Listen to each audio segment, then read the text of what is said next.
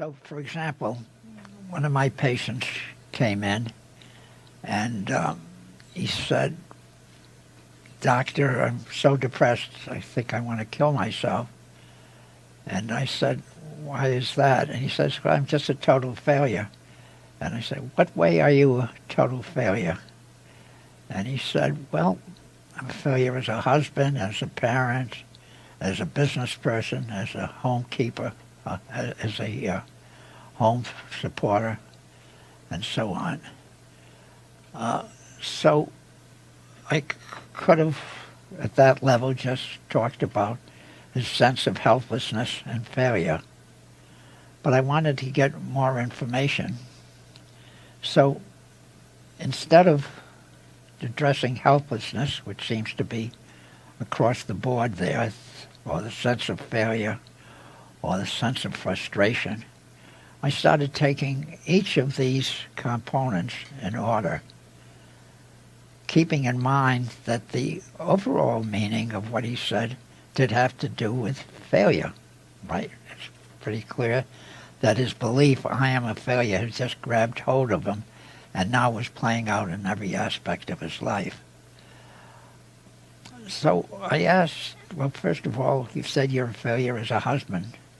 So what's happened recently that gave you that thought? He says, "Well, when my wife went off for work today, she didn't say goodbye."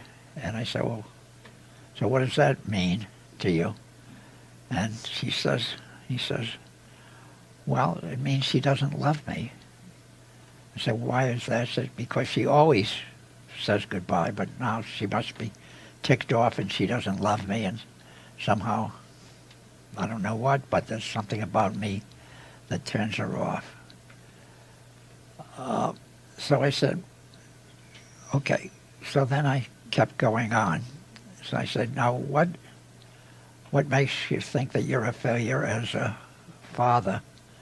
And he says, "Well, because the kids all were fighting this morning." So I said, okay. And I said, "What makes you think that you're a failure as a businessman and a provider?"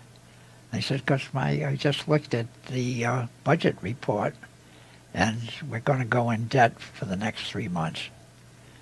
And then finally I said, "Well, what about your failure as a homekeeper?" And he said, "Well, the roof is caving in the house." So here we could have just dealt with the common denominator. The meaning is he's a failure in each of these things, and could have talked about the failure. But then I broke it up into each compartment. And this is what we wouldn't have done as a psychoanalyst.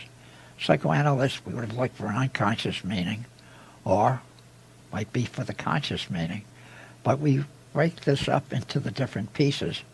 So I then asked him, "What about your wife running off?"